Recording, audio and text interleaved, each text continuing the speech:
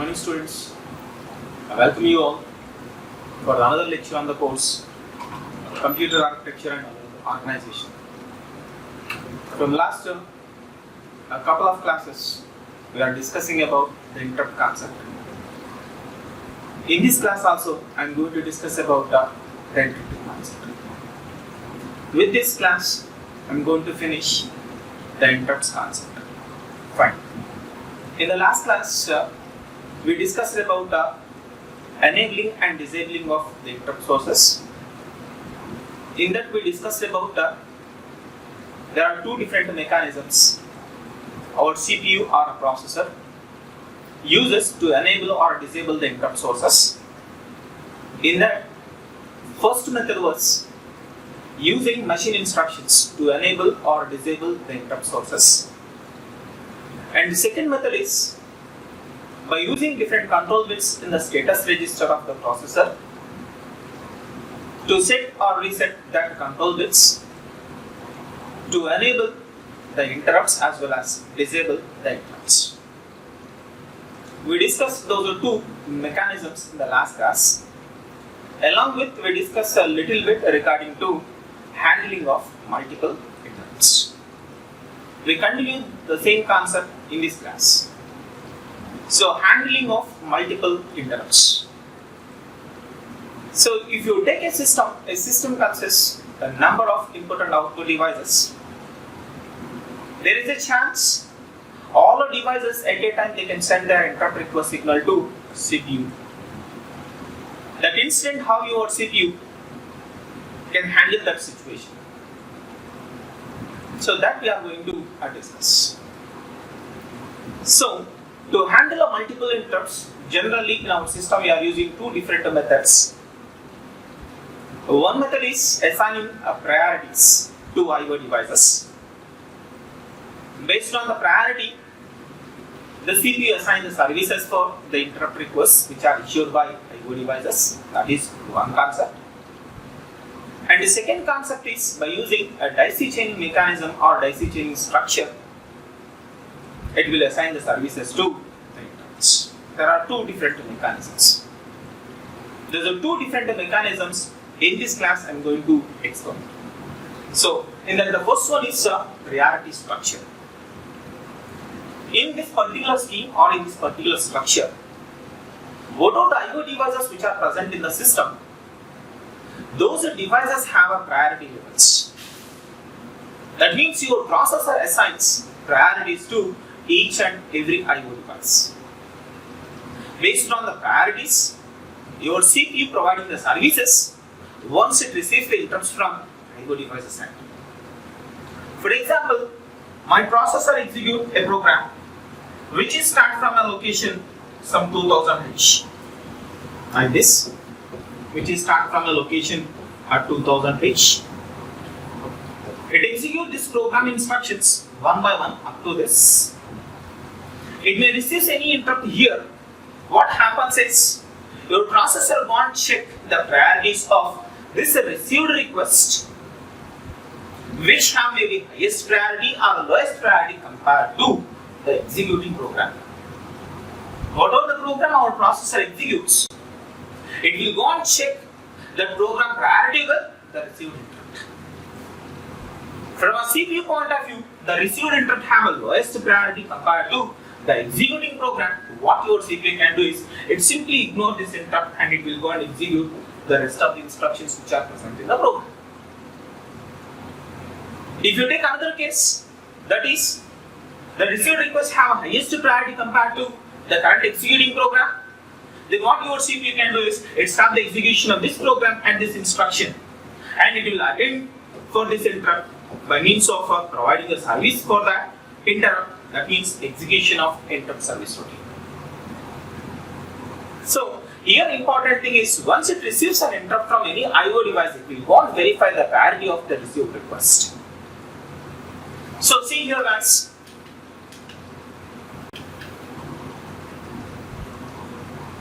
See here. So this is a priority structure. Once you are observing this particular structure, the structure consists P number of I/O devices. That means my system consists P IO devices. Each and every IO device has two signals.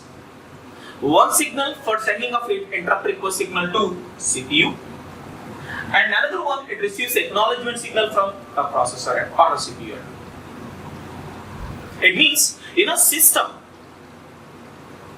we have a number of devices. To provide the services for these n number of devices in a system, we are using 2n signals. Because for each device we are allotting 2 signals. So in this each and every device has its own priority that is assigned by our processor. See here friends, this device 1 send it interrupt request signal to the CPU with the help of INTR1. This device 2 send it interrupt request signal by using INTR2 bar, and this device P send it interrupt request signal to the processor with the help of INTR-P bar. So here we are using bar over the signal. It indicates these signals are low signals. That means your processor identifies receiving of an interrupt from corresponding IO device only when these signals maintains logic 0. For example, this device 1 send a request to the processor. That incident, this device maintains logic 0 on this INTR1 bar signal.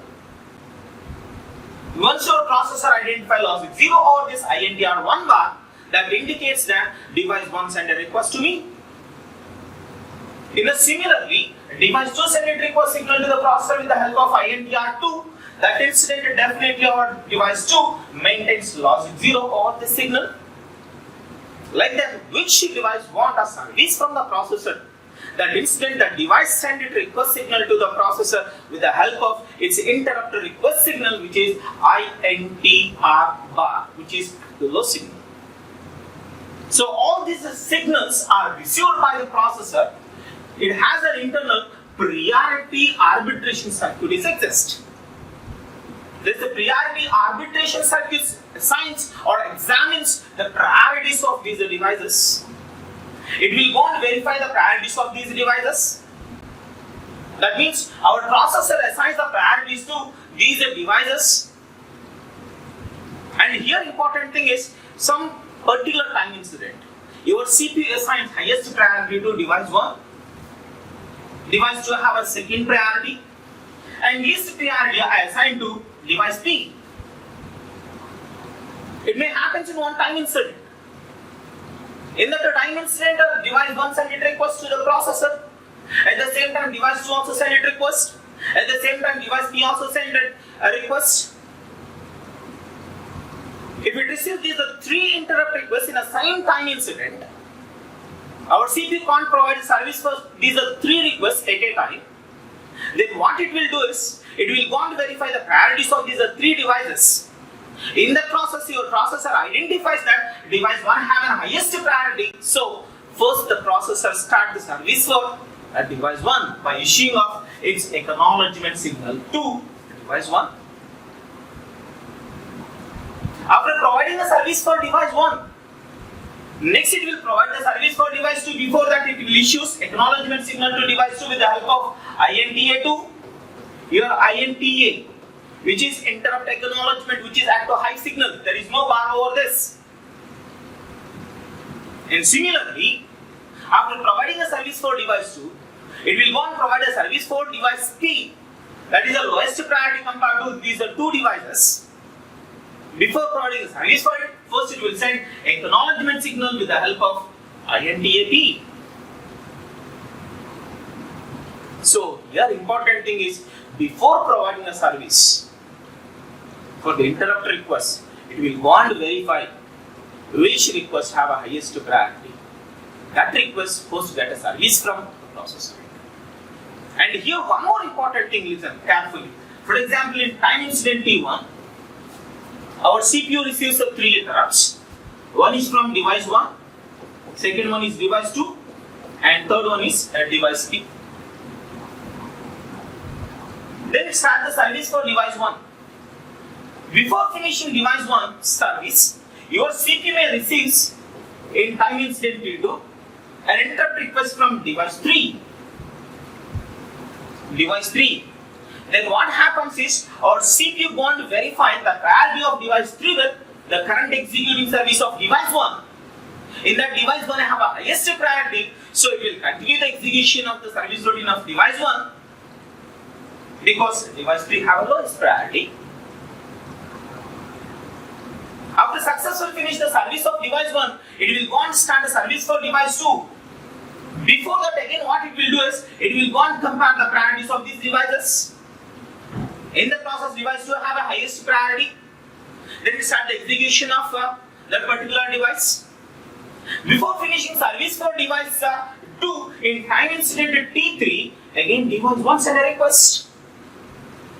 Then what happens is, again it will check the priority of device 1 with device 2. Then automatically device 1 have a highest priority. At the middle of execution of service routine of device 2, it started and it will go and provide a service for device 1 because device 1 have a highest priority. That means here important thing is, in this priority scheme or priority structure, whenever your processor receives highest priority request, it immediately starts the lowest priority or lower priority services and it immediately provides the service for highest priority request. So that you have to remember, friends. So that is about this particular concept. But once you think this structure here, there is a difficulty. There is a problem in this. What is the problem in this particular structure is? Or what is the disadvantage of this structure is? In your processor, you have to maintain more and more number of signals only for receiving the interrupt from an IO device set as well as sending the acknowledgement signal to IO devices. Nowadays, your processors are available in the form of ICs. We know that, integrated circuits. For example, an IC or your processor have total 40 pins or 40 signals. In these 40 signals, just you allot some 8 signals only for receiving an interrupt as well as sending of acknowledgement. That means that this 8 signals you split into 2 halves, 4 signals for requests and 4 signals for acknowledgement. That means if you go and use this particular processor in a system, that system must have only 4 devices. If you are increasing this device count, what happens is, in the processor you have to increase the number of pins or a number of signals. This is a major disadvantage because these are signals we are not used regularly. These signals we are used occasionally. Because we didn't know when an IO device sent a request. Providing the services for IO devices, that operation we do occasionally, it is not we are doing regularly. So, if you are increasing the number of devices in a system, we have to go and allocate more number of signals in the processor. That is a tough task. That is a major disadvantage of this particular structure or this particular scheme. But advantage is, it is very clear for the processor and it easily identifies which device send a request to me. So it is easy to understand or easy to identify which device send a request to me. So in that aspect, this is the best technique. And one more important thing here we have to remember, friends. In one time instant T1, this is the priorities I was assigned to the devices which are present in my system. I give highest priority to device 1, next priority I give to device 2, and lowest priority I assign to device DP. In some other time instant, that is in T2 time instant, I may change this priority order. I may change this priority order. In that case, I assign the topmost priority to device 2. Thereafter, I assign device 1, next to device 3, and next to device 5, next to device 3. Like this, I may assign the services. I may assign the priorities. In order to change this priority order, what I have to do is, I will go and execute a machine instructions. Those I will not execute it in normal user mode. I have to go and execute those instructions in supervisor mode. Because by using of this priority order, I will go and assign the services for my devices interrupts in different fashion. So here important thing is, I would like to change the priority structure of the devices which are present in my system. So for that I use different instructions. With the help of those instructions, I change the priority order of my devices which are present in the system. That's why I didn't execute those instructions in normal user mode. I must go to supervisor mode to change the priority order of the devices by execution of different instructions. If you are executing your instructions which are used to change the priority order of our devices in user mode, what happens is you may get exceptions. Exceptions are nothing but runtime errors. That means the instructions which are used to change the priorities of our devices, those instructions we never execute in user mode. Definitely you have to go and execute those instructions in supervisor mode. So this is the first concept, that is assigning of priorities to I/O devices, that is I/O priority scheme we discussed. In this case it is very clear, friends, that is each and every device has its own request signal as well as its own acknowledgement signal. With the help of those two signals, the device sends a request signal to the CPU as well as the device receiving acknowledgement signal from the processor. So this is the first scheme. And coming to the second scheme was a daisy chaining scheme. Generally this is called a polling scheme. The second one is a daisy chaining scheme or daisy chaining structure. This is simply we can call as a polling scheme. So once you see this structure, we have an idea. So what is the difference between this and previous one? In previous one, each and every device has a pair of signals for sending of a request signal as well as receiving of acknowledgement. But in this case, all I/O devices shares a common signal to send their request signal to the CPU. These are devices in this system. I have a n number of devices. These n devices send their interrupt request signal to the CPU with the help of a single line, which is called INTR bar. Again here, INTR means interrupt request, bar indicates it is a low signal. That means if this device wants a service from this processor, it simply means logic 0 on the signal. At the same time, device and also want a service from this processor, again it will make logic 0 on this. These are two devices share this signal. These are two devices send combinedly a signal to the processor. That means your processor identifies logic 0 over this INTR bar that indicates that I received some interrupt from an I/O device. In previous case, if you have a number of devices, you are going to use n number of interrupt request signals. That means you are using n number of interrupt request signals, that is INTR 1 bar, INTR 2 bar, INTR 3 bar, and so on, INTR n bar. So in previous case, what I clearly told you is the major disadvantage of the particular structure is, in a processor you have to go and incorporate more number of signals for interrupt processing. That means you have to receive the interrupt from an I/O device and as well as sending of acknowledgement signals to I/O devices. So we are eliminating that particular disadvantage. Here we are using minimum number of signals. So irrespective of number of devices present in your system, we are using only one signal to send a request signal from I/O device and to the processor end. But here interesting thing is sending of acknowledgement signal from a processor end. See here guys, the acknowledgement signal was bypassing from one device to another device. This structure looks like a daisy chain. This structure looks like a daisy chain. You just look at chain system. But here important thing is, once your processor identifies logic 0 or INTR bar, it identifies that I received some interrupt from an I/O device sent, but it didn't know which device exactly sent a request to the processor. The first thing here is, before providing a service for any interrupt, first of all it has to go and identify which device sent a request. In the process, what my CPU can do is, it issues acknowledgement signal to the nearest device.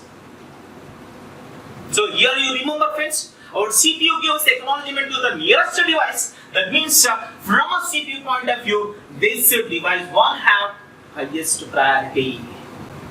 That means the device which is nearer to the processor, that device have a highest priority from a processor point of view or a CPU point of view. That's why our CPU issues acknowledgement signal to the first device 1. After receiving acknowledgement signal from the processor and by this device 1, If the device 1 send a request, it will respond in positive way to the processor. That means either it will send it a service routine address, or it will give indirectly the service routine address to this processor. For example, this device 1 can't send any request, then it is the responsibility of device 1. It simply bypasses that acknowledgement signal to the next device. That means the acknowledgement signal was moving from device 1 to device 2. If still device 2 can't send any request to the processor, again device 2 send acknowledgement signal to the next device. So here important thing is this acknowledgement signal was moving from one device to another device. So here important one is if this device was can't send any request, it simply bypass that acknowledgement to the next device. This device also can't send any request, it will bypass to the next. Like this moves on to device N. If a device N is a sender request, then it receives the acknowledgement signal from the processor, and now this device 1 starts responding in positive way to the CPU communication. So in this case, here in a processor end, I use only one signal to receive the interrupt from an IO device end, irrespective of number of devices present in the system. And the second thing is, we are using only one signal to send acknowledgement from the processor end to the devices end. This is a very simple technique and an efficient technique, and we can easily identify the device which send a request to the processor. So this is the best. But here the problem is, that means here what's the disadvantage behind this? The disadvantage here is our CPU didn't know exactly which device sent a request to him. Because in the first case, that is in case of priority scheme, your CPU can easily identify which device sent a request. Because in that case, each and every device has its own request signal as well as its own acknowledgement signal. Based on interrupt request signal, it will identify so and so device sent a request to me. But in this case, that is not the scenario. Because all the devices share a common request signal to send a request signal to the CPU. Here there is a question mark from the CPU at which device send a request to me. In that case, more devices may send a request. That means at a time device 1, device 2 and device N may send a request. At your CPU point of view, it only knows that I receive only one interrupt request. But coming to the reality, the devices more than one may send a request signal to the CPU. So here the problem is identifying of interrupting device. It takes much more time compared to the previous case. So for example, in time instant T1, device N only send a request. But from your processor point of view, you have a lowest priority, that's why it is there at the last. Then your processor issues the acknowledgement signal only to the first device. That means this device have a highest priority from the processor end. And this device bypass that acknowledgement to the next. This device bypass the acknowledgement to the next. And it goes on acknowledgement signal from processor end to device end. It takes much more time. It is a time-taking process to identify the interrupting device compared to previous one. But here advantage is, from processor end, we are using minimum number of signals to receive the interrupt from an IO device end as well as sending its acceptance, that is acknowledgement signal, back to an IO devices, irrespective of the number of devices present in the system. So here, that technique has previous technique has an advantage and disadvantage. In previous technique, the advantage was our CPU easily identify which device send a request just by observing its priority or its code. But the disadvantage is, in previous case, in the processor itself, we have to assign more number of signals or pins to receive the interrupts from an IO device's end. If we are increasing more and more number of devices in the system, we are allocating more and more number of signals only for receiving of interrupts from an IO device end as well as sending acknowledgement signal to IO devices. That is a major problem in the previous technique. That is priority scheme. But coming to this daisy chaining scheme or daisy chaining structure, what are the disadvantages we observed in the previous case? That we completely eliminated, because here we are using a minimum number of signals. That means by using one signal, our processor receives the interrupts from an IO device itself, irrespective of the number of devices present in the system, and our CPU uses only one signal for sending of its acceptance back to the I/O devices, irrespective of the number of devices present in the system. So, in that point of view, this method is an advantage. But a disadvantage is, to identify the interrupting device, it takes some more time. It is a somewhat time-taking process to identify the interrupting device. But in the previous case, we can easily identify which device sent an interrupt. So, in our systems, we can go and use either that technique or this technique. But sometimes we combine these two techniques. Sometimes we combine these two techniques. That is, we combine a priority structure with crisis chaining structure in order to get all advantages to provide services for interrupts. See here, friends, that is the structure. Here I have two different structures. So just you can assume, friends, this is one DIC chaining structure. This is another DIC chaining structure. In between we have some n number of DIC chaining structures. But here important thing is, for this entire DIC chaining structure, in a processor, I dedicated only two signals. One signal to receive the interrupts and another signal to send acknowledgement. So for example, here I use 10 devices. There I use 10 devices. In this connection also, in a processor end I allocate only two signals. One for receiving a request and second one for sending of acknowledgement. In this structure also you have 10 devices. So in total I have 20 devices present in the system, but in my processor I just allocate only 4 signals for interrupt processing. Out of 4 signals, 2 signals are act as request signals and 2 more signals are act as acknowledgement signals. If you have used priority scheme, that means the first technique, for these are 20 devices. In your processor you have to go and allocate total 40 signals. Because for each device we allocated 2 signals. For 20 signals into 2, so 20 devices into 2, 40 signals you have to assign in the processor for interrupt processing.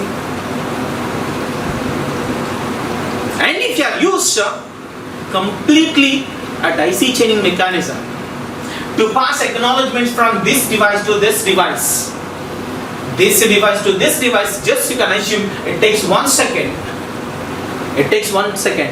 In your system total 20 devices are present. If the last device sends a request signal, to identify that last device, your processor will take 20 seconds to identify that.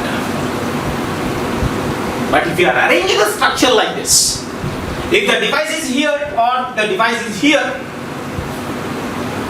the system will take just only 10 seconds to identify the device. So we know that the priority for this or a priority order of this, based on the priorities of this, your priority arbitration circuit decides I receive an interrupt from either this or from this.